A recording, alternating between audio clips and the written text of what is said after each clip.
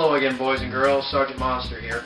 Now, earlier I did a small broad brush overview of my gear. I've already got a PM or two with questions specifically about the vest, so I thought I'd go ahead and do a quick video to address that. Now, one of the questions that I got was, why is a vest better than a pod pack? Why do you have to wear all of that stuff? The other one I got is kind of related, is what all are you carrying that necessitates a vest? I thought I'd go through real quick my basic vest setup and show you what all I'm carrying and why I felt like a vest was a good choice. So I guess we'll start at the top and work our way down. This pouch right here is a good utility pouch. It comes with the vest. Now what I normally carry in here, in addition to having a player's card and a map pocket, which are very useful for scenario play, it also has the ability to hold a couple of things. One, I normally carry a chamois in this for wiping down my mask between rounds. It also has a nice elastic section here. This is where I put kind of an odd piece of equipment. I carry a little Kodak Handycam that I picked up at Best Buy for about 40 bucks. It's waterproof, it's shock resistant, it works really good for doing small pickups after I'm eliminated or whatever during paintball vids. Kind of use it to augment my helmet and my gun cameras. Now I also use this pouch back here in the elasticy portion as a place to hide the good keys for my box and all that other kind of stuff. Now, is this something everybody needs? No, but again, I also usually carry my Tiberius Tac 8 as a sidearm in a holster on the vest. Usually has one magazine loaded in it. Now, this is not standard to the vest. This is something I added later. We'll go over that. I also, of course, wear my tank in the back, so I have my remote line. Let's talk about this utility pouch here. This is probably one of my most commonly used pouches. This is the one I get into the most often. The good thing about it is it's got a very nice Velcro closure, so it's pretty secure. Now in here I carry a couple of things. This is usually where I stash my barrel sock before the beginning of a game, because in my experience nothing is worse than having this knocking around on your marker, hooking trees and stuff. And it's also a really bad feeling to put it in your pants pocket and lose it at some point in the game. So it's nice to have a nice secure place to put that. I generally also carry an emergency barrel swab, because you never know what's going to happen. You're going to have an oops at some point. It's nice to be able to do a field repair of that. The other thing I usually stuff in here too is another magazine for my Tiberius. Now this pouch does have two magazine wells in it. However, I found these magazines do not fit in that pouch. However, based upon my testing, the TPX magazines do fit in here very well. So if you go with a TPX or its ilk versus a Tiberius, it's pretty easy to put these magazines in here.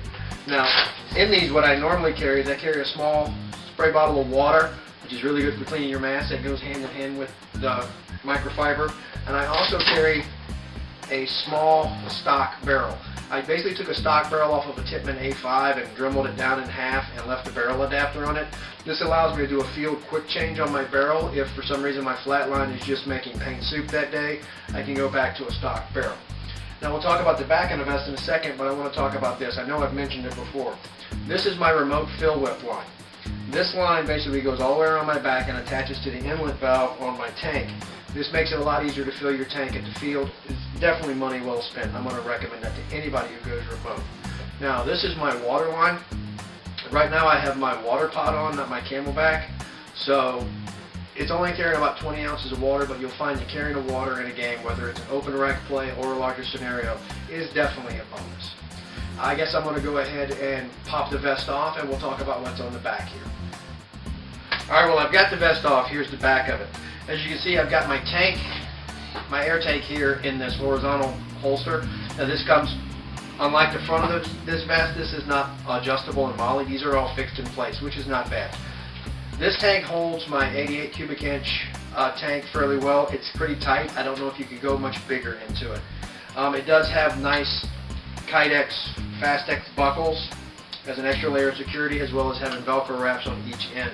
Now the back of the vest is set up in a 6+2 system.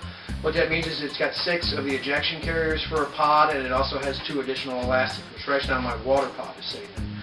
The thing that I like about these pod carriers is that the entire top of them is an elastic setup.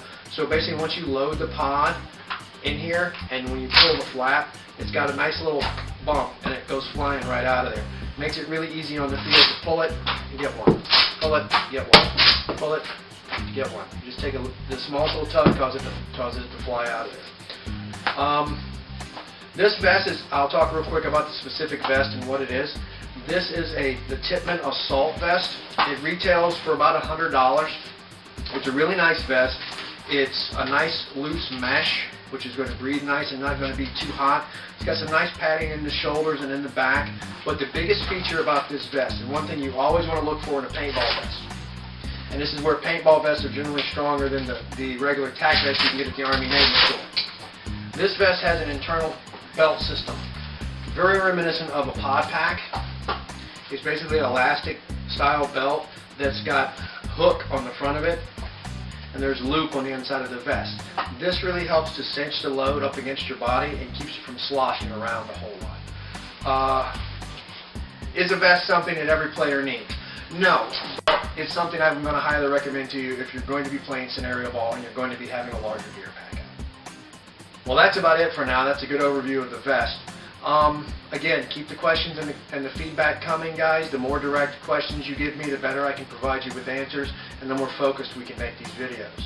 As always, it's been a great experience. I look forward to hearing back from you guys. Until then, this is SgtMonster. Out.